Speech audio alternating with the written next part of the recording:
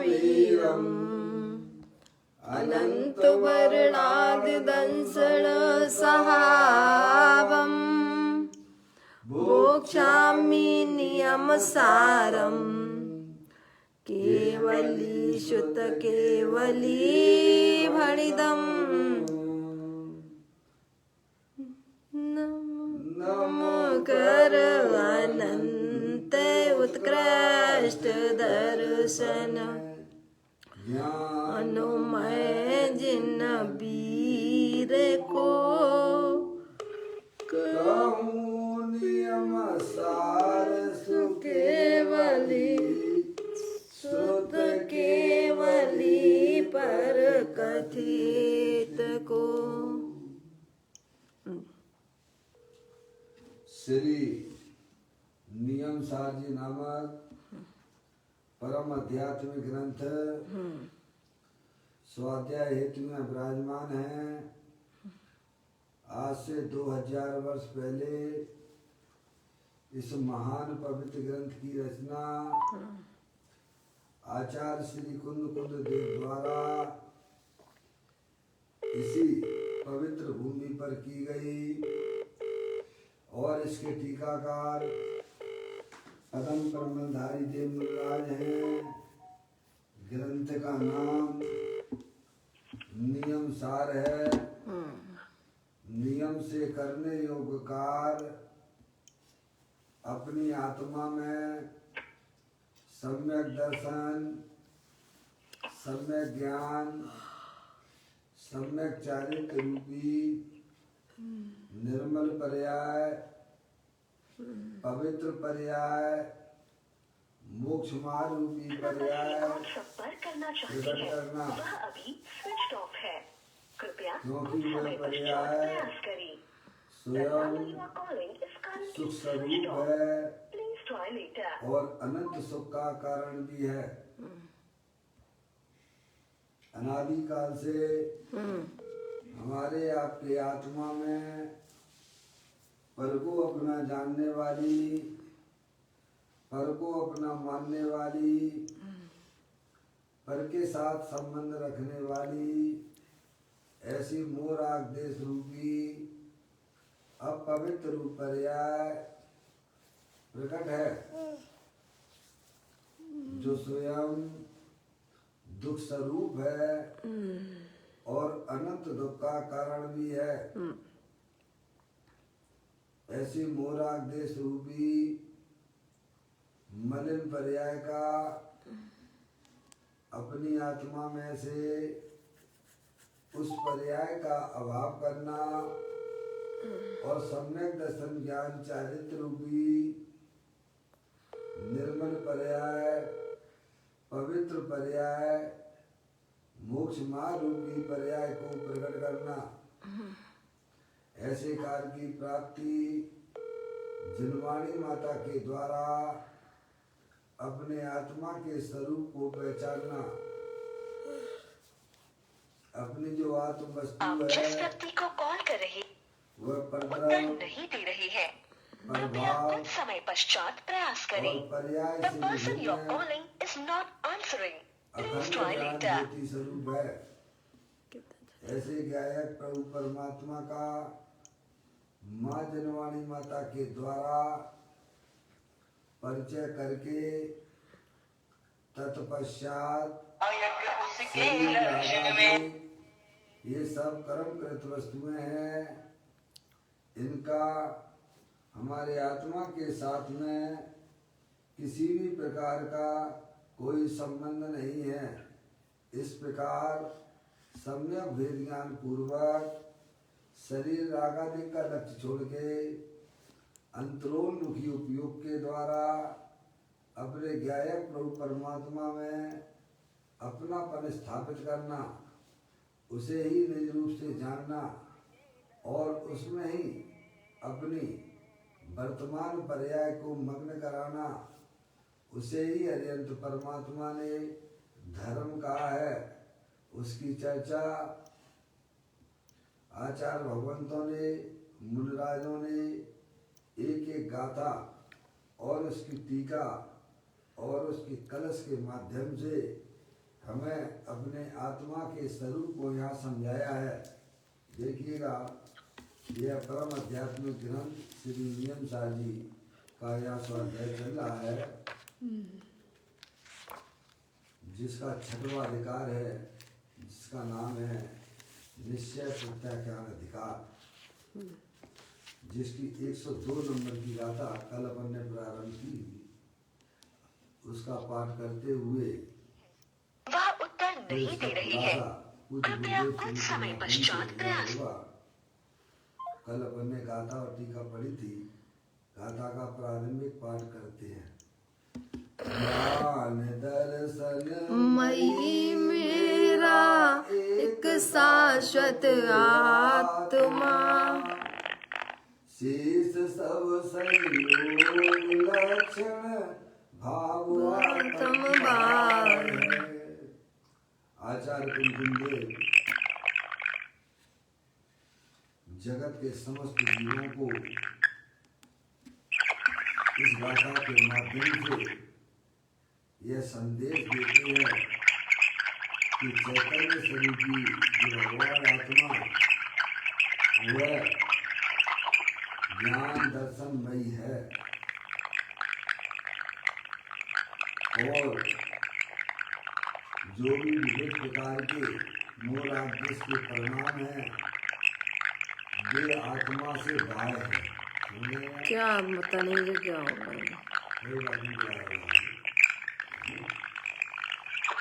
किसी के मोबाइल में क्या कहते हैं आचार्य कुमकुम देव कि चैतन्य जो वस्तु है वह कैसी है? ज्ञान दर्शनमयी अनंत शक्तियों सहित है। ये बात सब हम कर दीजिए। क्या भाई, जो चैतन्य वस्तु है वह कैसी है? तो कहते हैं ज्ञान दर्शन आनंदमयी है। और वह कैसी है?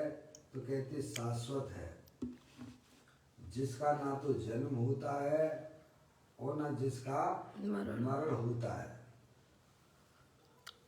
आत्मा की पर्याय में जो संसार रूप अवस्था है, मूल आदेश के परिणाम है, वे आत्मा से बाह्य है।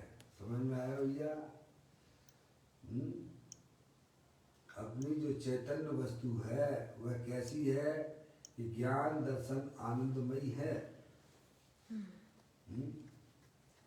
और आत्मा की पर्याय में जो विभाव रूप परिणति दिखाई देती है वह आत्मा से बाह्य है, वह आत्मा के अंदर प्रवेश करती नहीं है। यह जगत के जीवों को उन्होंने संदेश दिया है।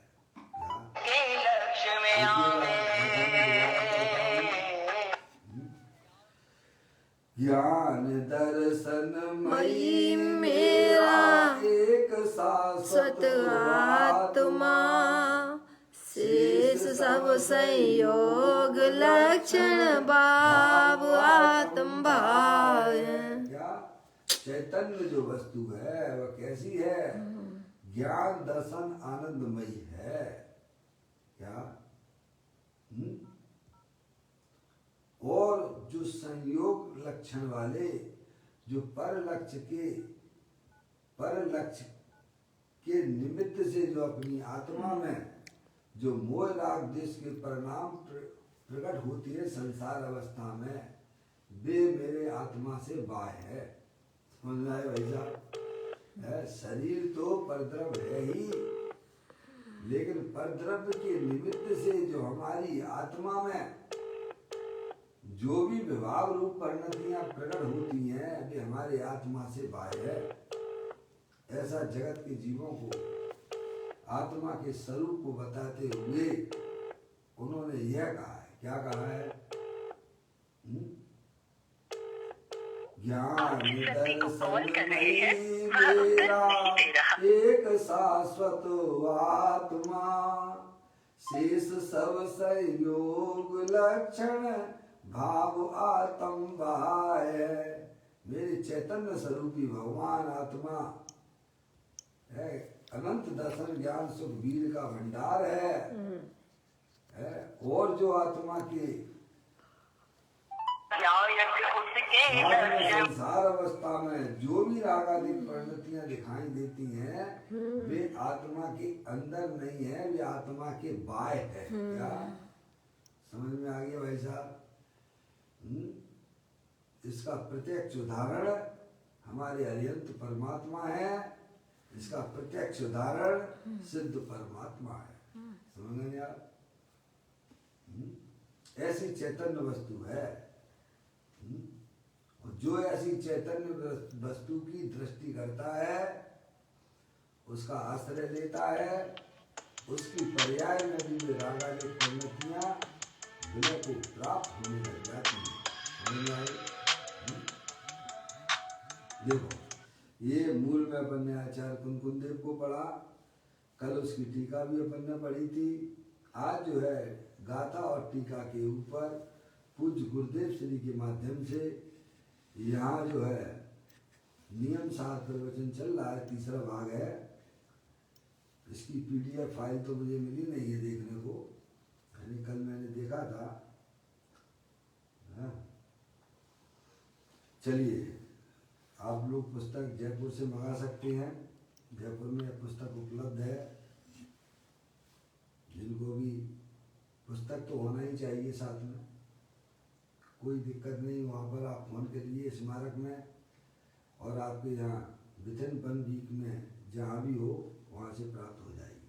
ठीक है, अब चलिए, इसका पेज नंबर 818 नंबर से यहाँ प्रारंभ होता है।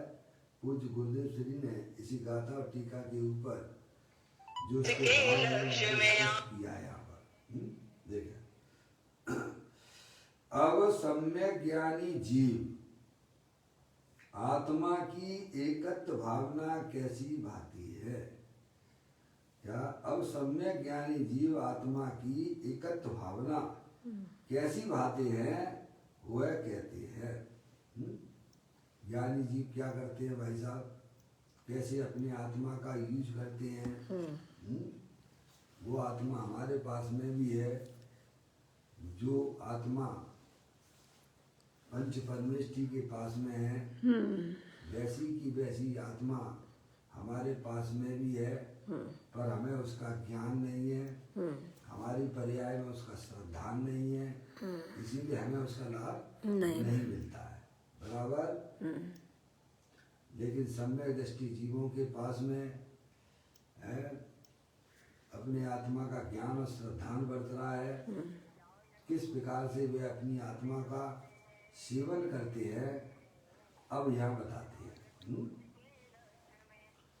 मैं तो अंतर में ज्ञान दर्शन लक्षण वाला शाश्वत रहने वाला हूँ। कैसा देखता है सम्यक दृष्टि जी? मैं तो अंतर में, कहाँ पर? अंतर में। उसकी दृष्टि कहाँ पर है? अंतर। अपने चैतन्य वस्तु के ऊपर है। समझ में आया?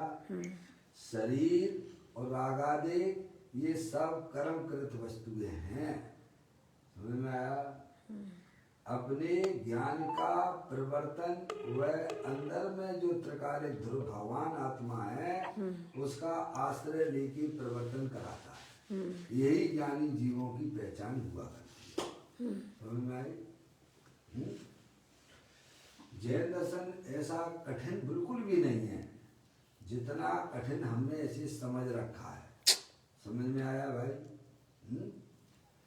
इतनी सरल जैन दर्शन है कि भाई साहब त्रियंच गति के संगी पंचेंद्री जीव भी अपनी आत्मा का आश्रय लेकर परिणमन करते हैं। नार की जीव भी बार में मान कूदता होने पर भी वे जीव भी अपनी आत्मा का आश्रय लेके परिणमन करते हैं।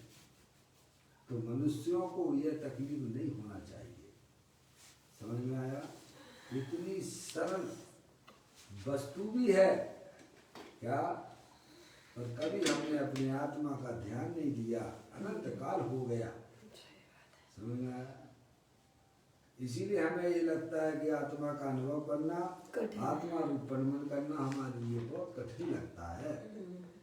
आप माँ जनवाणी को अपनी आत्महित की दृष्टि से इसे पढ़िए, सुनिए, तो आपको यह चैतन्य वस्तु रूप पणमन करना कोई कठिन नहीं लगेगा। मौसी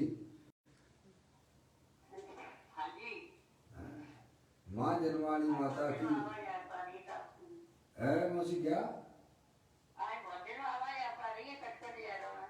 मौसी अब क्या करें, ये जो है देखो मूल में तो अपने कर्म का उदय है और आरोप तो फिर सभी पे आ जाता है धीरे धीरे करके। क्या समझ में नहीं आए? नेटवर्क का मिलना ये वो सब जब आते हैं सब ऐसे कर्माधीन है। बड़ी सुंदर बात हमें यहाँ बताती है, सम्यक दृष्टि का किस प्रकार से अपनी आत्मा का सेवन करता हुआ परिणमन करता है। यह बात यहाँ से पूछ गुरुदेव जी ने प्रारंभ की है। कहते हैं मैं तो अंतर में ज्ञान दर्शन लक्षण वाला शाश्वत रहने वाला हूँ। क्या कहते हैं आचार्य कुंदन देव? मैं तो अंतर में, अभी उनके साथ में शरीर और राग आदि है ना संयोग में मौसी, क्या इसलिए अंतर की बात की गई है। क्या अंतर की बात क्यों की है? क्योंकि अभी उनके संयोग में शरीर भी है और संयोग जनित भाव भी अभी पर्याय में है। इसीलिए वे कहते मैं तो अंतर में ज्ञान दर्शन लक्षण वाला शाश्वत रहने वाला हूँ। उनकी पर्याय कैसी परिणमन कर रही है? अपने गायक प्रभु परमात्मा का आश्रय लेके परिणमन करती है। समझ में आया? पर्याय का जो धर्म है वह अपने त्रिकालिक ध्रुव भगवान आत्मा के साथ में रहने का है। सही बात। अनादि काल से हमारी पर्याय है तो आत्मा की, पर आश्रय लेती है पर पदार्थों का। बस यही तो मिस्टेक है। क्या मम्मी पापा मम्मी आ गई क्या? आप जगाइए ना उनको, फिर बाद में कहते कि जो है वो ऐसा ही है, क्या करें पापा, कोई बात नहीं, एक बार और जगाया पापा। अब क्या जगाना, कुछ नहीं है, ठीक है पापा चलने दो। अच्छा बहुत होता है, सारा ही बहुत होता है समझदार। क्या कहती है? मैं तो अंतर में ज्ञान दर्शन लक्षण वाला शाश्वत रहने वाला आत्मा हूँ। ऐसा आचार्य कुंदकुंद देव गाथा के अंदर लिखते हैं। यार अंतर में बात कहकर ये बताना चाहते हैं कि अभी उनके संयोग में शरीर है और रागादिक पंडितियां भी बरत रही हैं, लेकिन उनकी दृष्टि शरीर और रागादिक के ऊपर नहीं है, अपने चैतन्य स्वरूपी भगवान आत्मा का आश्रय लेके परिणमन करती है। क्या पंचम काल के मूलराज पंचम काल के श्रोताओं को समझाते हैं कि आत्मा का आश्रय लेके परिणमन किया जा सकता है। मौसी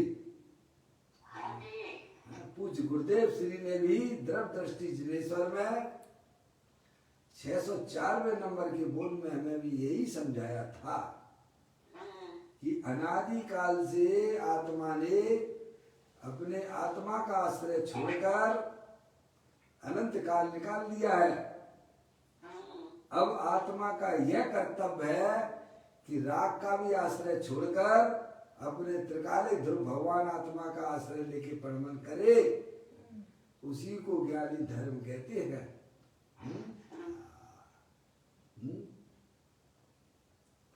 तो यहाँ कुछ आचार्य कुंदकुंद देव कहते हैं मैं तो अंतर में, क्या मैं तो अंतर में ज्ञान दर्शन लक्षण वाला शाश्वत रहने वाला आत्मा हूं। आप देखिए, आप एनालिसिस कीजिए, इस शरीर में देखिए और शरीर के अंदर देखिए और उसके भी अंदर देखिए 3 चीजें मिल जाएंगी आपको। क्या? एक तो शरीर तो आप देख ही रहे हो आप, हैं? और ये रागादिक परिणतियां वे भी आपको जानने में आ ही रही है। और उसके अंदर जो चैतन्य वस्तु है, जो शाश्वत है, जिसका ना तो जन्म होता है और ना जिसका मरण होता है, तो ज्ञानी जीव अपनी पर्याय को शरीर रागादि का लक्ष्य छोड़ के अंदर जो अखंड ज्ञान ज्योति स्वरूप भगवान आत्मा है उसका आश्रय लेके परिणमन करते हैं। यही ज्ञानियों की पहचान है। क्या भाई? ऐसा काम चारों गतियों में हो सकता है। संगी पंचेंद्री हर जीव इस रूप परिणमन कर सकता है और इस रूप परिणमन करना उसका कर्तव्य है और यही उसका कर्म भी है। और उसे ही ज्ञानी जीव धर्म कहते हैं। क्या वस्तु हमारे पास में है कि नहीं? मौसी एनालिसिस करोगी?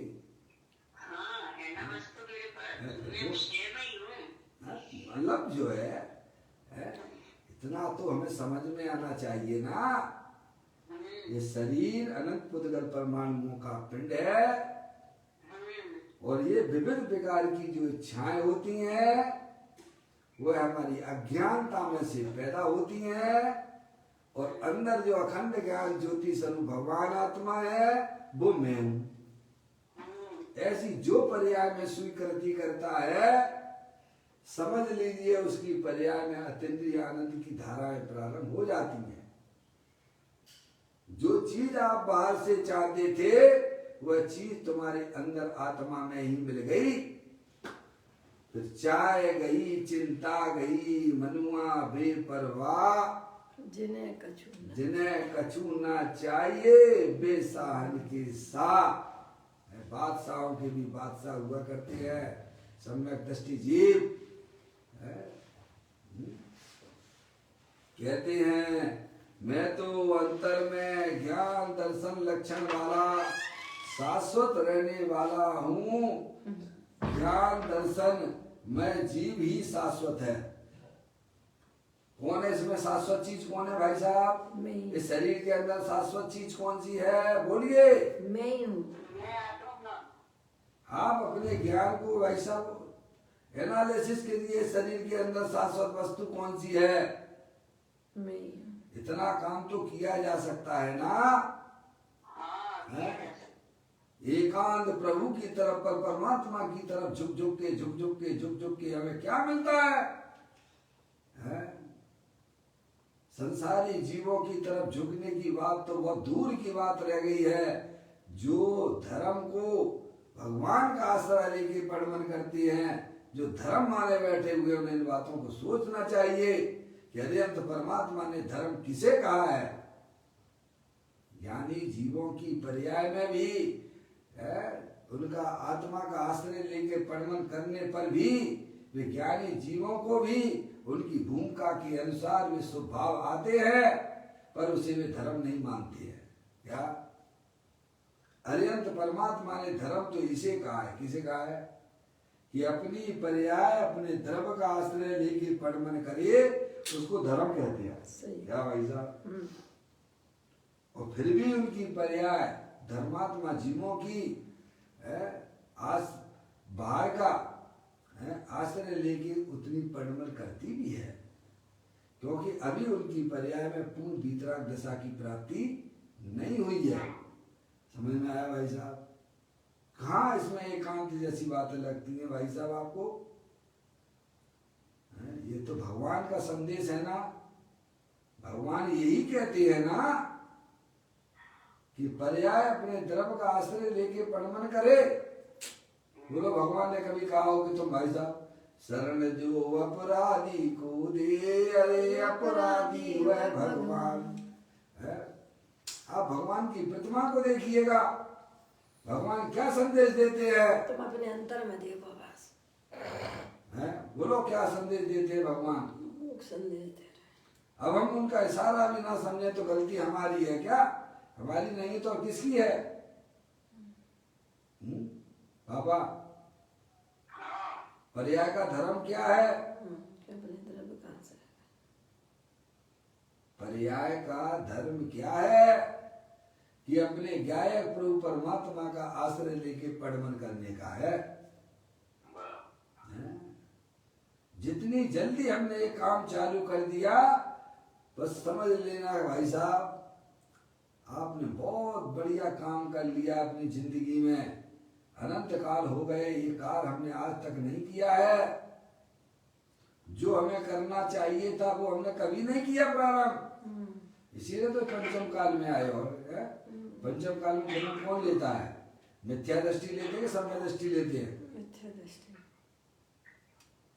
पंचम काल में यहाँ कर्म भूमि में जन्म कौन लेते हैं? मिथ्या दृष्टि, सम्य दृष्टि? मिथ्या दृष्टि लेते हैं भाई साहब, समझ गया? इसका मतलब ये है कि ऐसा परिणमन कभी हमारी आत्मा में हुआ ही नहीं है।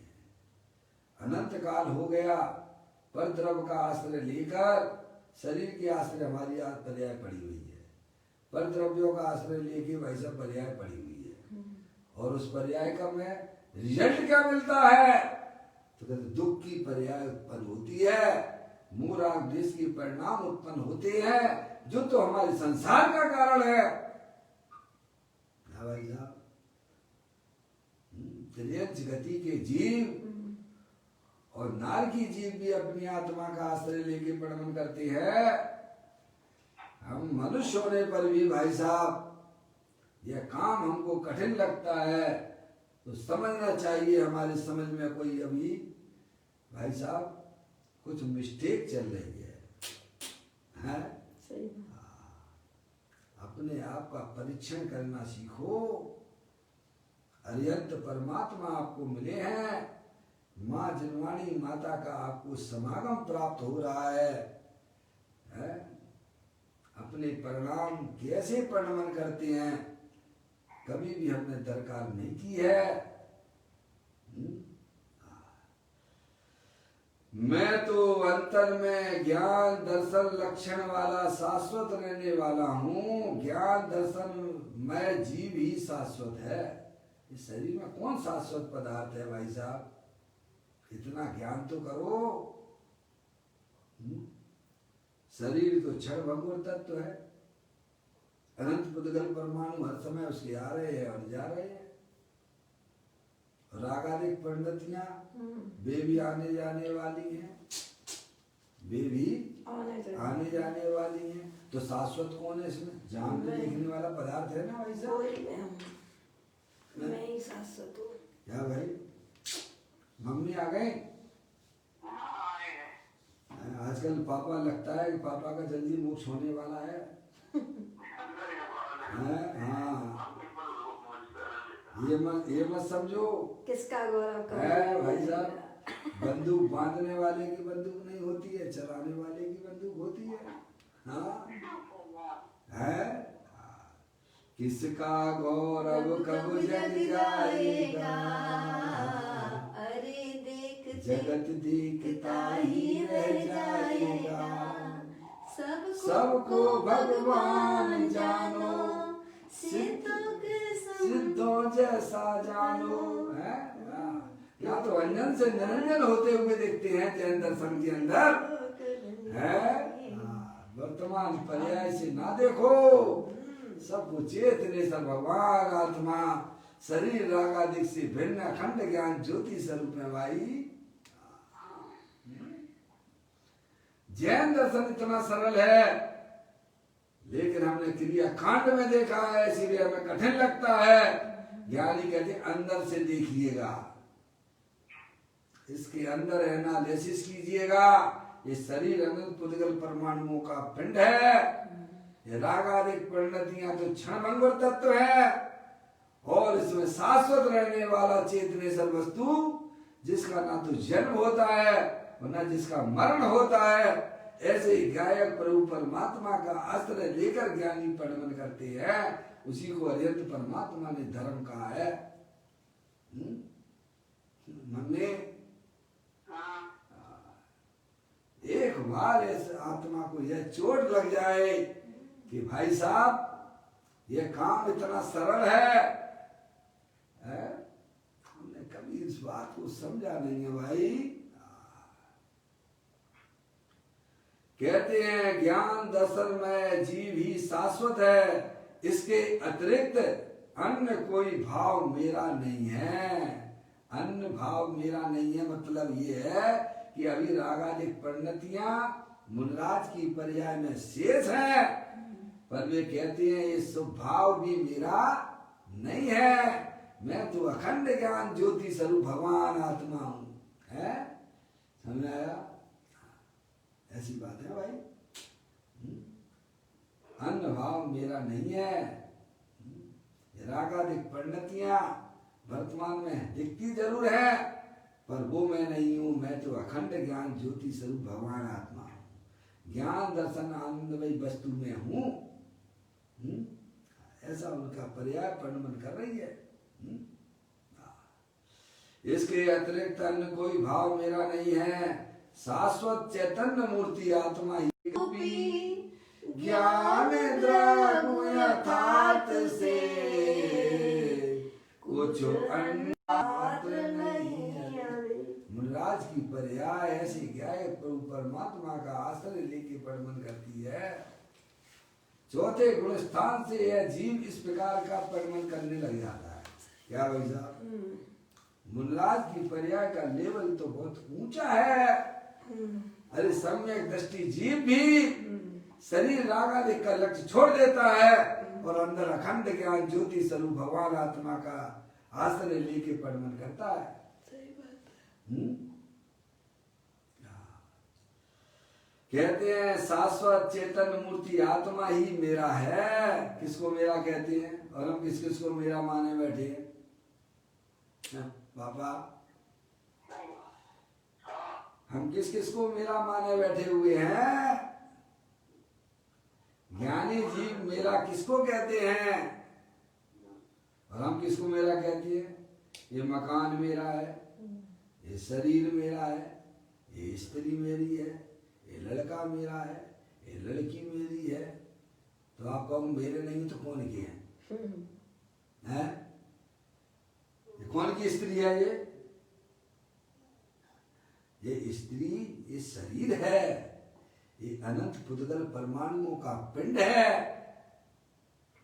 ये बात हकीकत है कि वैसे ही कह रहा हूं मैं? फिर है ये मकान क्या है? अनंत पुद्गल परमाणुओं का पिंड है। अनंत पुद्गल परमाणुओं का पिंड है। और तुम कौन हो? चेतनेश्वर, चैतन्य वस्तु हो।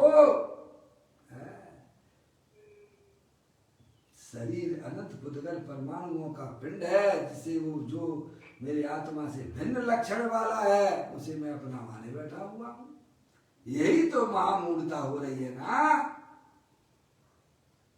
मैं तो चैतन्य वस्तु हूं। ज्ञानी हमें समझाते हैं शाश्वत चैतन्य मूर्ति आत्मा ही मेरा है। क्या? मैं एक दर्शन में एक शुद्ध सदा, एक शुद्ध सदा अरूपी ज्ञान द्रगुण यथार्थ से कुछ अन्य वो मेरा नहीं, परमाणु मात्र नहीं है। समझ गए आप?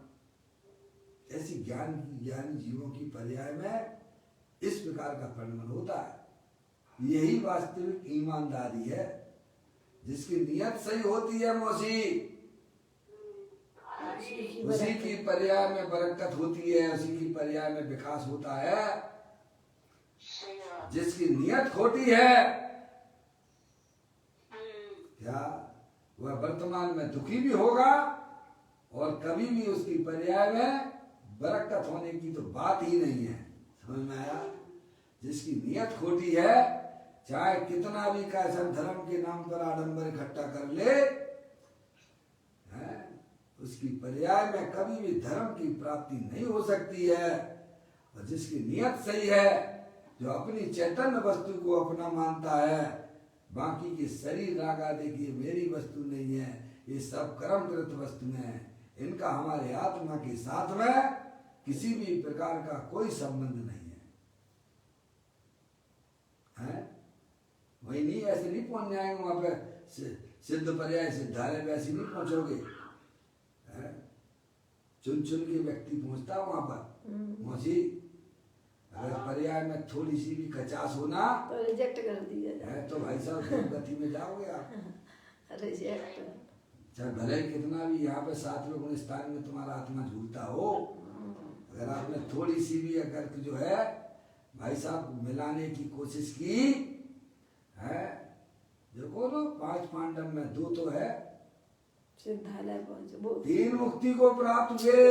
और 2 विभावलिंगी संत थे 5 है भाई साहब। थोड़ा सा भी अगर जो विकल्प उठ गया भाई साहब तो कहां चले गए। ऐसे नहीं भाई साहब। ये राम तो जैन कुल में पैदा हुए, अभिमान करो, अभिमान मत करो। स्वाभिमान भगवान को प्राप्त करके अंदर में स्वाभिमान अंदर जागृत कीजिए। अरे मैं ऐसी चैतन्य वस्तु हूँ जो सिद्ध परमात्मा के पास में है, वही की वही वस्तु हमारे पास में भी है, पर हम क्या कर रहे हैं। तो ज्ञानी किस प्रकार से उपयोग करता है, इस बात को सोचने के लिए आप तैयार हो रहे हैं। कहते हैं शाश्वत चैतन्य मूर्ति आत्मा ही मेरा है, अन्य सर्वभाव मेरे से बाह्य है। जानते हैं, ज्ञानी समझते हैं कि रागादिक परिणतियां संसार अवस्था में विशेष रह जाती हैं, पर वे मेरी नहीं है। मैं तो चेतन अखंड ज्ञान ज्योति स्वरूप शाश्वत पदार्थ हूँ। समझ रहे आप। वे मेरे आत्मा से बाह्य है, रागादिक परिणतियां मेरे आत्मा से बाह्य है। शरीर की तो बात ही नहीं की यहाँ पर। अरे शरीर की क्या बात करना, वो तो पहले से ही विजाती तत्व है। ये तो सारी दुनिया कहती है कि भाई साहब जीव जुदा है और पुद्गल जुदा है। ज्ञानी कहते हैं अंदर में जाओगे तो भाई साहब शरीर क्या है, शरीर से संबंध रखने वाले जो परिणतियां हैं वे भी हमारे आत्मा से जुड़ी हैं। मैं तो एक शाश्वत पदार्थ हूँ, चेतनेश्वर पदार्थ हूँ। वे मेरे आत्मा से बाहर है, बाहर बाहर बाहर। पापा है? सोच लिया। ज्ञानी की दृष्टि कहाँ है, और हम पता नहीं क्या क्या माने बैठे हुए भाई साहब। भगवान की पूजा करते करते, भगवान की भक्ति करते करते एक दिन हमारा कल्याण हो जाएगा। मूर्ख, अपने आत्मा का ज्ञान कर, अपने आत्मा का श्रद्धान कर, और अपने आत्मा रूप परिमन करना, वही वास्तव में एकमात्र मुक्ति का मार्ग है। शाश्वत चैतन्य मूर्ति आत्मा ही मेरा है, अंतर मेरा है, अन्न सर्वभाव मेरे से बाह्य है। पुण्य पाप के भाव भी संयोग लक्षण वाले हैं, वे कहीं शाश्वत नहीं है। आपको दिखते हो तो बताइए, आपको दिखते है क्या अंदर में जो रागादिक परिणाम भाई साहब होते हैं मम्मी, ये शाश्वत आपको दिखते हुए नजर आते हैं क्या? नहीं। शरीर आपको शाश्वत जैसा दिखता है क्या? नहीं। वो चैतन्य वस्तु है, वो शाश्वत है कि नहीं है? है। उसी की स्वीकृति का नाम धर्म है मम्मी। समझ में आया? अब इसमें कहाँ है भाई साहब जिसमें ऐसी बात दिखती है आपको? ये धर्म ऐसा नहीं है, ये धर्म ऐसा नहीं है भाई साहब कि आपके ऊपर जबरदस्ती लादा जा रहा हो। सही बात। जो जबरदस्ती लादा जाता है वह धर्म नहीं हो सकता है। जो सहज होता है वही धर्म है। आप अपने अंदर में सच्चा ज्ञान कीजिएगा कि शरीर अनंत पुद्गल परमाणुओं का पिंड है, जड़ है। रागादिक परिणतियां भी संसार अवस्था में होती जरूर हैं, पर वे क्षणभंगुर तत्व हैं, और इसके अंदर रहने वाला जो शाश्वत पदार्थ ज्ञानेश्वर, जो न जन्मता है ना मरता है, अनंत शक्तियों के भंडार वाला है, वो मैं हूं। ठीक है भैया? पुण्य पाप के भाव भी संयोग लक्षण वाले हैं, वे कहीं शाश्वत नहीं है, वे भी क्षण भंगुर तत्व है। इस प्रकार आत्मा का भान करके क्या करना, इस प्रकार आत्मा का भान करके उसकी रुचि है, ये हो गया सम्यक दर्शन सम्यक ज्ञान। क्या हो गया, परद्रव्यन्ते भिन्न आप में रुचि सम्यक तो भला है, आप रूप को जान पनोसु सम्यक ज्ञान कला है। बस इसके आगे की चर्चा। इस प्रकार आत्मा का भान करके उसकी रुचि और लीनता करना वह प्रत्याख्यान है। आप रूप में लीन रहे थे सम्यक चारित सोई। आगे तीनों आगे कि नहीं आगे हैं? पहले अपनी आत्मा का सावधान करो, ज्ञान करो, और फिर ज्ञानी जीव अपनी पर्याय को अंतरोन्मुखी उपयोग के द्वारा अपनी पर्याय को लीन करते हैं। उसे ही ज्ञानी जीवों ने, अरिहंत परमात्मा ने उसे धर्म कहा है। सम्यक दर्शन ज्ञान चारितानी मोक्ष मार्गा। क्या भाई? और उसी को ज्ञानी जी प्रत्याख्यान कहती है। क्या कहती है? प्रत्याख्यान का अधिकार चल रहा है ना। प्रत्याख्यान किसे कहना? अपनी चैतन्य वस्तु को पर्याय में स्वीकृति देना कि मैं तो स्त्री नहीं हूँ, पुरुष नहीं हूँ, मैं तो चेतनेश्वर भगवान आत्मा हूँ। ये वाला पाठ पूरा हो गया और फिर वह पर्याय निरंतर अपने ज्ञाय प्रभु परमात्मा में लीन रहती है। उसे ही ज्ञानियों ने, अरिहंत परमात्मा ने उसे धर्म कहा है, उसे ही प्रत्याख्यान कहा है ना भैया। 8 साल का बालक हो, बालिका हो, सब अपनी आत्मा का लक्ष्य करके परिमन कर सकते हैं। समझ में आया? अब देखिएगा कुछ गुरुदेव श्री, ये तो आपको गाथा का मूल भाव उन्होंने समझाया जो आचार्य कुंद देव ने कही। अब 2 मुनराज आपके पास में है, पदम प्रबंधारी देव मुनराज भी है आपके पास में हैं। वे क्या कहते हैं, अब सुन लो इस गाथा की टीका करते हुए। उसका खुलासा पूज्य गुरुदेव श्री कर रहे हैं। पहले मैं इसकी चर्चा कर चुका हूँ। अब पूज्य गुरुदेव श्री उसी टीका के ऊपर क्या कहते हैं, अपने भाव को समझने की बात है।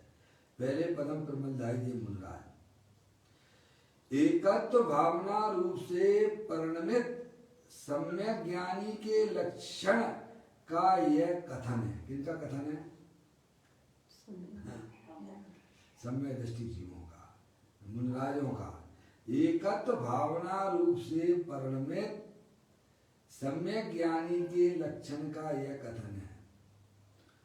त्रिकाल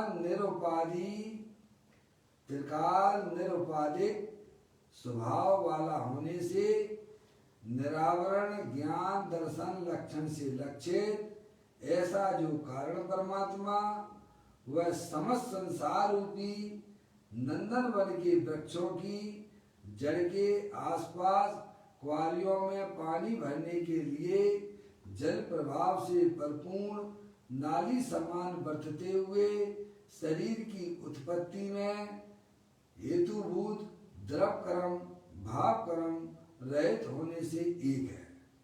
इसकी चर्चा कल अपन ने पढ़ी थी, थोड़ा सा खुलासा भी किया था आज पूज्य गुरुदेव श्री के माध्यम से। पदम प्रबंधारी देव मुनराज की ने लिखा है ना ये बात है। अब उसका पूज्य गुरुदेव श्री खुलासा करते हैं। धर्मी जीव अपने आत्मा का कैसा निश्चय करता है वह कहते हैं। कौन? धर्मी जीव कौन होता है? जो अपनी आत्मा का निश्चय करके बैठ गया है कि मेरी चैतन्य वस्तु ऐसी है, उसी को धर्मी कहते हैं। जिसे अपने आत्मा का ज्ञान नहीं है, जिसे अपने आत्मा का सावधान नहीं है, वह धर्मी जीव नहीं हो सकता है, वह ज्ञानी आत्मा नहीं हो सकता है। धर्मी जीव अपने आत्मा का कैसा निश्चय करता है वह कहती है। मैं तो त्रिकाल निरुपाधिक ज्ञान दर्शन लक्षण से लक्षित ऐसे कारण परमात्मा हूँ। क्या कहता है? मैं कैसा हूँ? तो क्या त्रिकाल निरुपाधिक ज्ञान दर्शन लक्षण से लक्षित ऐसा कारण परमात्मा हूँ। कार्य परमात्मा नहीं कहना है, ध्यान रखिए। कार्य परमात्मा नहीं कहते हैं, कारण परमात्मा रूप से स्वीकार करता है। अब इसमें लड़ाई झगड़े वाली बात कहाँ से आ गई? मौसी प्रत्येक आत्मा स्वभाव से ही कारण परमात्मा है। अब तुम पढ़ते नहीं हो, देखते नहीं हो, सब आचार भगवंतों ने सारी बातें लिखी हैं। तो कहते अरे साहब अभी तो भगवान हो, अभी से भगवान हो गए क्या है? अरे हम अनादि से भगवान ही है भाई, भूले हुए भगवान है, क्या करा जाए? बस हम पर्याय वाले भगवान की बात नहीं कर रहे हैं। तुम समझते ही नहीं हो, ना तो द्रव्य को समझते हो ना पर्याय को समझती हो। तुम लड़ाई झगड़ा करते हो, इसीलिए तो तुम्हारी समझ में नहीं है ना ये बात है। ना तुम द्रव्य को समझते हो ना पर्याय को समझते हो, लड़ाई झगड़ा करने लग जाते हो। अगर समझ आपके अंदर होती तो इन बातों को भाई साहब आपको अंदर ये इस प्रकार की गंदे परिणाम नहीं होते आपको। मौसी अगर आपके अंदर समझ अगर होती तो आपकी पर्याय में समाज के अंदर इस प्रकार की गंदी बातें फैलाने का, गंदी बातें लड़ाई झगड़े की बातें नहीं होती। ग्रंथों को पढ़िए, समझिए पहले आप। ये तो आचार्य भगवंत कहते हैं ना, मुनिराज हमको समझाते हैं ना, तो कारण परमात्मा है, कार्य परमात्मा नहीं है। कार्य परमात्मा हरियंत्र सिद्ध परमात्मा है। पप्पू भैया, पप्पू भैया है ला, मैं द्वारा है लो भाई, देखे थोड़ा क्या करूं, नेटवर्क क्यों ऐसे ही है। लगा रहा पप्पू भैया, मैं काट के लगाता हूँ, मुँह दोनों को लगा। समझ में आए भाई? भाई कारण परमात्मा की बात कर रहे हैं तो झगड़े किस बात के? अब तुम जो है कार्य परमात्मा समझने लग जाओ तो क्या किया है? झगड़ा तो इस बात का है मौसी। पर्याय में तुम कार्य परमात्मा समझने लग जाओ तो इसमें गलती किसकी है? स्वयं की गलती है भाई साहब। ना तुम द्रव्य को समझते हो, ना पर्याय को समझते हो, लड़ाई झगड़ा करते हो। जैन दर्शन में लड़ाई झगड़े का कोई कारण नहीं है। जितने भी लड़ाई झगड़े हैं सब जो है अज्ञानता की पैदा है। धर्म न जानते बखानते भरम रूप ठोर ठोर ठानते लड़ाई पक्षपात की। भूलो अभिमान में न पाओ धरे धर्मी में हृदय में करनी विचारे उत्पाद की। फेरे डमाडोल सौ कर्मन की कल्लोलिन में बह रही अवस्था जैसे बंगले कैसे पात की। जाकी छाती ताती कारी कुटील को बाती भारी ऐसा ब्रह्म खाती मिथ्यात्मा पात की। क्या भाई साहब? हरियंत परमात्मा ने धर्म किसे कहा इसको तो जानता नहीं है, पर लड़ाई झगड़े करने लग जाता है। क्या कहा? ना तो द्रव्य का पता और न द्रव्य में रहने वाले अनंत गुणों शक्तियों का पता और न पर्याय का पता। बे झगड़े करते हैं। सही बात है। ज्ञानी कहते सतगुरु कहे सहज का धंधा, वाद विवाद करे सो अंधा। अंधा यानी जिसे अपनी आत्मा की खबर नहीं है, वे ही वाद विवाद करते हैं। ज्ञानी कभी भी वाद विवाद नहीं करते हैं।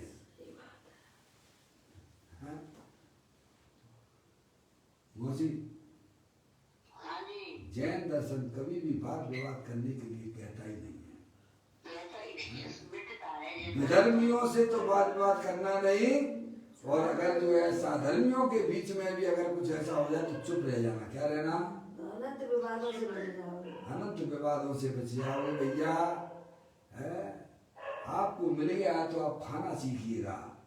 आपको जैन दर्शन मिला है तो ईमानदारी से शांति पूर्वक अपने आत्मा को समझकर भाई साहब आत्मा का सेवन कीजिएगा। बस समझो और समझ आओ। जैन दर्शन ये कहता है, क्या कहता है? बस देखिएगा, यह समझाते हैं धर्मी जीव अपने आत्मा का कैसा निश्चय करता है। वह कहते हैं मैं तो त्रिकाल निरुपाधि ज्ञान दर्शन लक्षण से लक्षित ऐसा कारण परमात्मा हूँ। कारण परमात्मा हूँ, कारण परमात्मा नहीं हूँ ऐसा नहीं कहा है। कारण परमात्मा हूँ। कारण परमात्मा समझते हो है? कार्य परमात्मा का जनक है। वो कौन है? जनक है। ऐसी शाश्वत वस्तु अंदर विराजमान है मम्मी, कभी हमने उसकी दरकार नहीं की है भाई। ऐसा कारण परमात्मा हूं मैं स्वयं ही शक्ति रूप परमात्मा हूँ। कैसा हूँ मैं? शक्ति रूप। जैसे भगवान आत्मा के दर्शन कर लो भैया, सब सिद्ध परमात्मा के दर्शन हो जाएंगे। बाहर भटकने से भगवान के दर्शन नहीं होते हैं, अंदर खोज करोगे तो भगवान तुम्हें मिलेगा। है भाई साहब? मैं तो स्वयं ही शक्ति रूप परमात्मा हूँ। कैसा हूँ मैं? कैसा अनुभव करते हैं ज्ञानी रूप जी? ओहो, मैं तो अनंत शक्तियों स्वरूप भगवान आत्मा हूँ। ये शरीर में नहीं हूँ, रागादिक परिणतियां में नहीं हूँ।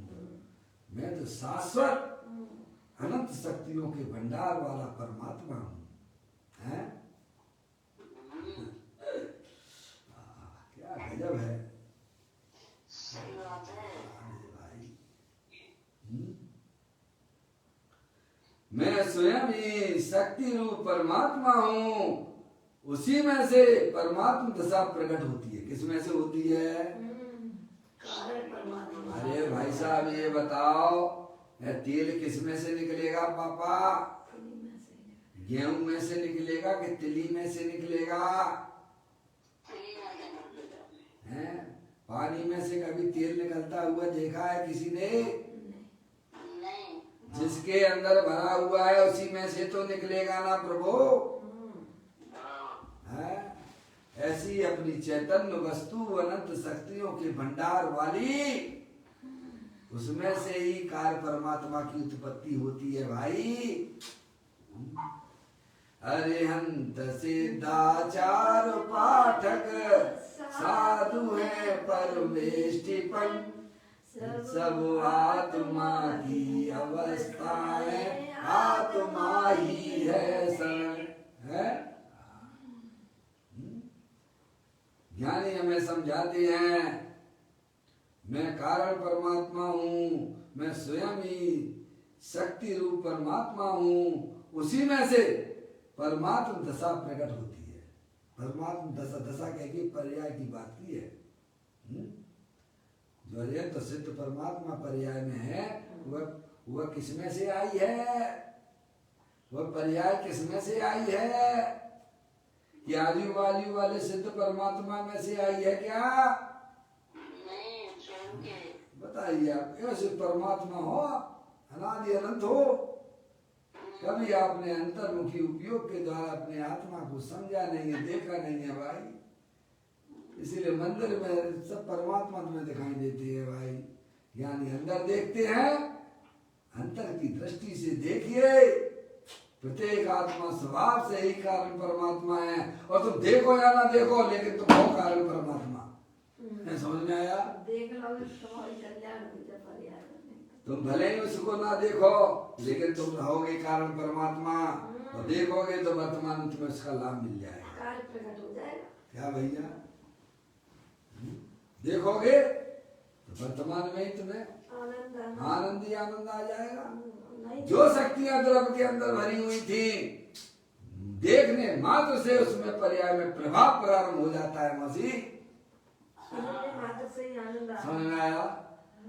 देखने मात्र से पर्याय में उनकी व्यक्ति हो जाती है, व्यक्ति हो जाती है भाई। कभी हमने देखा नहीं है, इसीलिए पर्याय में दुख की पर्याय चल रही है। एक बार शांति से अनंत परमात्मा के द्वारा बताया गया तत्व का चिंतन करो भाई, उसे विचार में लीजिए।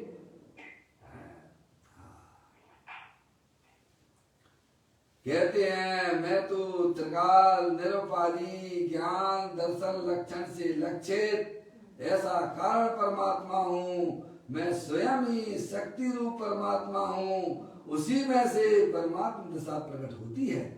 समझ गए ना? यह है परमात्मा बनने का विधान। पर्याय में आत्मा परमात्मा कैसे बनता है? ऐसे बनता है। कैसे बनता है? अपनी पर्याय को अपने ज्ञायक प्रभु परमात्मा के सन्मुख करके वह जीव पर्याय में परमात्मा दशा को प्राप्त करता है।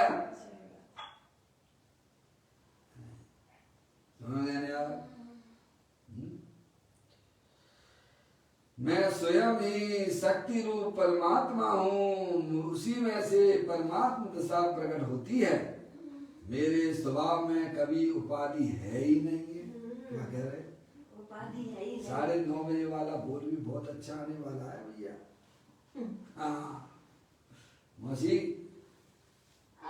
बहुत विधान करे, ये विधान कर लो है। सब विकल्प से निर्विकल्प होने का विधान। ये कौन सा विधान है? हाँ, ये विधान आपने कभी किया है? नहीं किया। मंदिर में देखो जाके विधान की रखा हो तो आज वो कर लेना, नहीं मिलेगा। क्या? सब विकल्प से निर्विकल्प होने का विधान। मम्मी आपने किया है?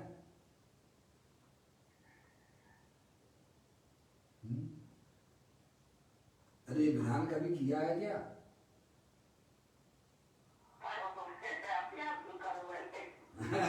करो तो है, अभ्यास नहीं करो। बाकी आपने बहुत करे विधान हैं, समझ में आया। मुझे तो उनके नाम भी नहीं मालूम भैया। आपको नाम मालूम होंगे, आपने बहुत किए हैं। हमने तो एक ही विधान पे ध्यान दे रहे हैं बस केवल। क्या प्रभु से यही बस विनती है हमारी कि प्रभु बस ये विधान हमारे जीवन में हो जाए तो सब विधान हो जाए। क्या? पंच परमेष्टि विधान, सिद्ध चक्र मंडल विधान है भाई साहब, आदिनाथ भगवान का विधान है। पवैया जी ने तो पता नहीं कितने सैकड़ों लिख दिए विधान है भाई साहब। ये विधान बस कर लो भाई मौसी है।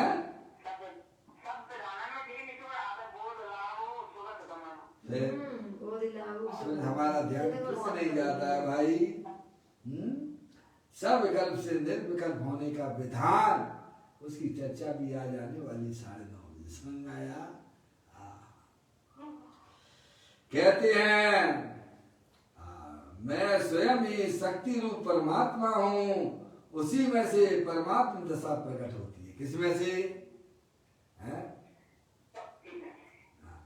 आपके पास शक्तियां हैं, आपके पास एकाध दो शक्तियां नहीं है, पर हमें उनका ज्ञान ही नहीं है, तो हम क्या करें? तो ज्ञान नहीं तो ज्ञान कर लो ना भाई। तुम नहीं करोगे तो क्या पुद्गल द्रव, धर्म द्रव, अधर्म द्रव, आकाश द्रव, काल द्रव से अपेक्षा की जाएगी क्या? नहीं। अरे प्रकृति में तुम्हें जानने देखने वाला तत्व बनाया है, बताया है, और तुम्हें ही नहीं करोगे ये काम तो कौन से उम्मीद रखे मोची? पुद्गल द्रव से कि धर्म द्रव से कि अधर्म द्रव से कि आकाश द्रव से कि काल द्रव से? नो, जो समझदार है भाई बेवकूफ बन रहा है। हैं? कौन से उम्मीद की जाएगी इन बातों की? हैं? समझदारों से तो उम्मीद की जा सकती है ना। अब बेवकूफ बन रहे हैं, गजब हो रहा है, दिया तले अंधेरा हो रहा है। मैं स्वयं ही शक्ति रूप परमात्मा हूँ, उसी में से परमात्मा दशा प्रकट होती है। किसमें से? शक्ति रूप अंदर में विराजमान है भगवान आत्मा भैया। उसका ज्ञान करो, उसका श्रद्धान करो भाई। मेरे स्वभाव में कभी भी उपाधि है ही नहीं है। क्या? कोई उपाधि नहीं है, उपाधियों से रहित है, निरुपाधि स्वरूप है। ये मोरा देश की उपाधियां हैं भाई साहब, ये सब जो हमारे आत्मा उनसे खाली है, उसकी चर्चा है आज। 9:30 बजे चूल का निमंत्रण है, जिनको आना है आ जाना।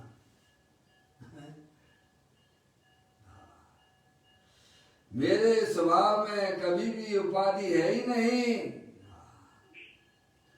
कुटुंब आदि की उपाधि अथवा पुण्य पाप की उपाधि मेरे चिदानंद स्वरूप में नहीं है। कौन कौन सी उपाधियां हैं? कुटुंब आदि है, कितनी उपाधियां लेके घूमता है। मेरे 4 लड़की है, मेरे इतने प्लाट है, समझ नहीं आप?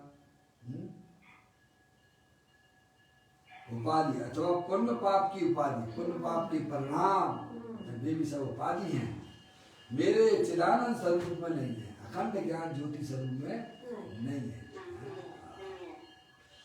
पर्याय में क्षणिक उपाधि भाव होता है, वह मेरे स्वरूप में से बाहर है। अब मुन्नाथ कहते देखो मेरी पर्याय में भी रागादि पंडितियां हैं कि नहीं है? बोलो उन्होंने स्वीकृत की है, अब तुम मेरा हमारे है ही नहीं है, तो वो पर्याय की वो स्वभाव की बात है, नहीं है वो पर्याय में है, ये स्वीकार करना पड़ेगा। क्या भाई साहब?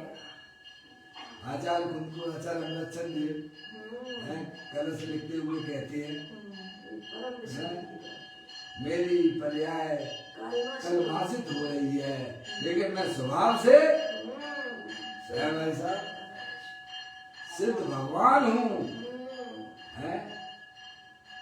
तो मैं पर्याय की स्वीकृति की है, लेकिन वह पर्याय उपाधि वाली पर्याय मेरे आत्म स्वरूप के अंदर नहीं है। क्या वह मेरे स्वरूप से बाहर है? क्या है? स्वरूप से, जैसे शरीर बाहर है ना मम्मी, जैसे शरीर बाहर है ना, ऐसे ही राग द्वेष के परिणाम हमारे आत्मा से बाहर है। मेरे अनादि अनंत स्वरूप में तो कभी उपाधि हो ही नहीं सकती। लोग ये भी बात भी कर दी है, कभी उपाधि थी नहीं, कभी है भी नहीं और कभी हो भी नहीं सकती है। इसी को कहते श्रद्धा और ज्ञान। क्या कहा है? इसी को कहते हैं श्रद्धा और ज्ञान। हाँ, मौसी रागादिक पंडितियां हैं, लेकिन वे मेरे स्वभाव के अंदर प्रवेश नहीं कर सकती हैं, न की है न कभी करेंगी। पर्याय में क्षणिक उपाधि भाव होता है, वह मेरे स्वरूप में से बाहर है। मैं अनादि अनंत स्वरूप में तो कभी उपाधि हो ही नहीं सकती। एक समय की उपाधि को गौण करके क्या करना है? गौण करना है।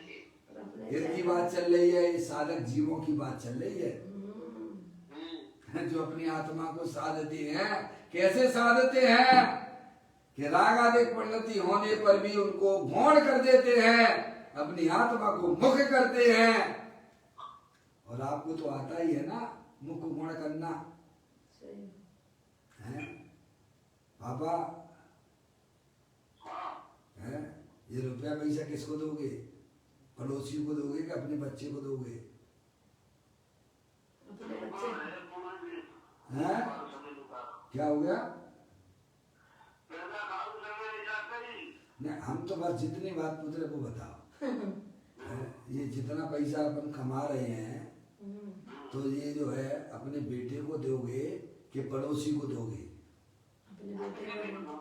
हैं? इतनी बात बता दो बस मुझे। तो सत्य बात को कहने में क्या तकलीफ है ये बताओ। नहीं, अंदर में अपन क्या सोच बना के चल रहे हैं? निश्चय की बात नहीं है। हाँ। अपने बच्चे को ही दोगे ना मौसी? हैं? कोई पड़ोसी के बच्चे को तो देने नहीं जाओगे। तो इतना मुख गौण करते हो कि नहीं करते हो? सब ज्ञान में प्रति समय मुख गौण चल रहा है। बोलो, करते हो कि नहीं करते हो? ये चल रहा है नहीं चल रहा है हमारे ज्ञान में? चल रहा है। मुख गुण करना आता है कि नहीं आता है?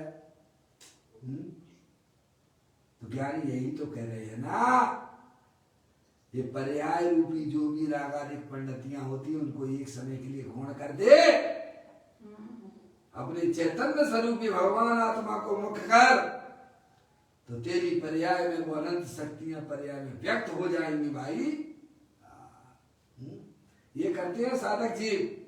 मम्मी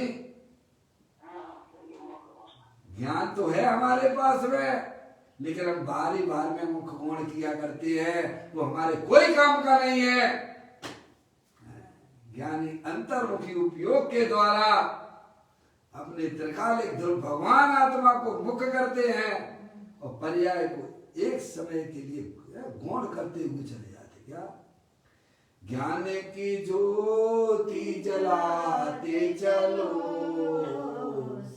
समता भाव बढ़ाते चलो, मार्ग में आवे जो संकल्प विकल्प, सबको ही पर में खपाते चलो।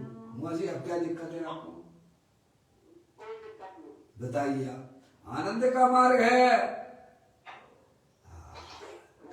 अपने ज्ञायक प्रभु परमात्मा को मुख कीजिए, शरीर राग आदि को गौण कर दीजिए। पूज्य गुरुदेव जी कहते हैं, अनादि काल से जिसको तुमने गौण किया था उसको कर मुख, जिसको तुमने जो है मुख किया था उसको कर दे गौण, हो जाएगा तेरे का आत्मा में धर्म। शरीर राग आदि को मुख किया है, अब उसको कर दे गौण, और अपने चैतन्य स्वरूपी आत्मा को गौण किया था उसको कर दे मुख। पर्याय में आएगा अतीन्द्रिय आनंद रस। ज्ञान ये काम करते हैं साधक जी। देखो कहते हैं पर्याय में क्षणिक उपाधि भाव होता है, वह मेरे स्वरूप से बाह्य है, मेरे अनादि अनंत स्वरूप में तो कभी उपाधि हो ही नहीं सकती है। एक समय की उपाधि को गौण करके, कितना एक समय की रागादि परिणामों को गौण करके त्रिकाली स्वरूप की दृष्टि कराने के लिए, जिसकी मुक्ता करके उपाधि का अभाव कहा है, अपने स्वभाव को मुक्त कराने के, त्रिकाली स्वरूप की दृष्टि कराने के लिए जिसकी मुक्ता करके उपाधि का अभाव कहा है, स्वभाव की मुक्ता करके बात कही है कि अपना चैतन्य स्वरूपी भगवान आत्मा तीनों काल निरुपाधि स्वरूप है।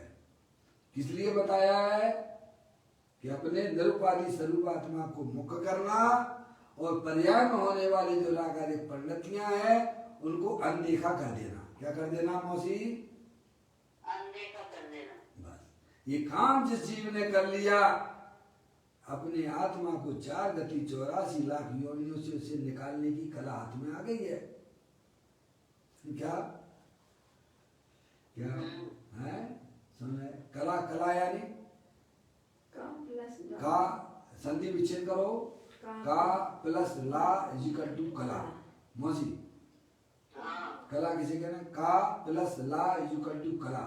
का यानी कारण परमात्मा, ला यानी प्रकट करिए, उसका नाम कला है। बहुत अच्छा। क्या? बहुत अच्छा। कला का भाव बहुत अच्छा। कला का मतलब इसका संधि विच्छेद करिए, का प्लस ला इक्वल टू कला। का का मतलब होता है कारण परमात्मा, ला का मतलब पर्याय में प्रकट करे, उसको कहती है कला। समझे? तो रागादिक परिणतियों को गौण करिए एक समय के लिए, और अपने कारण परमात्मा को जो मुख करता है वही वास्तव में कलाकार है। समझे? वह मोक्ष मार्ग की कलाकार है। वो इस संसार की कला तो जो भाई साहब तुम्हें वर्तमान में भी दुख देगी और अनंत काल तक तुम संसार में परिभ्रमण करोगे। समझ आप? वो तो आत्मा के लिए मिथ्या बला है। कहते हैं एक समय की उपाधि को गौण करके त्रिकाली स्वरूप की दृष्टि कराने के लिए, जिसकी मुक्ता करके उपाधि का अभाव कहा कि आत्मा निरुपाधि स्वरूप वाला है। कैसा है? ऐसा अपने आप को स्वीकार करो भाई। ऐसा निरुपाधिक कारण परमात्मा एक है। अब यहाँ पर जो दृष्टांत दिया है, शरीर का दृष्टांत दिया गया है, उसकी चर्चा अपन कल प्रारंभ कर पाएंगे। आज इतना ही समय हुआ है। निज निधि निज में बताई, ये अनंत अनंत उपकार है, उसके लिए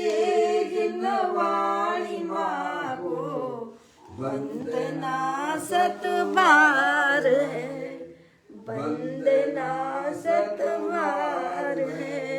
9 बार नमोकार मंत्र।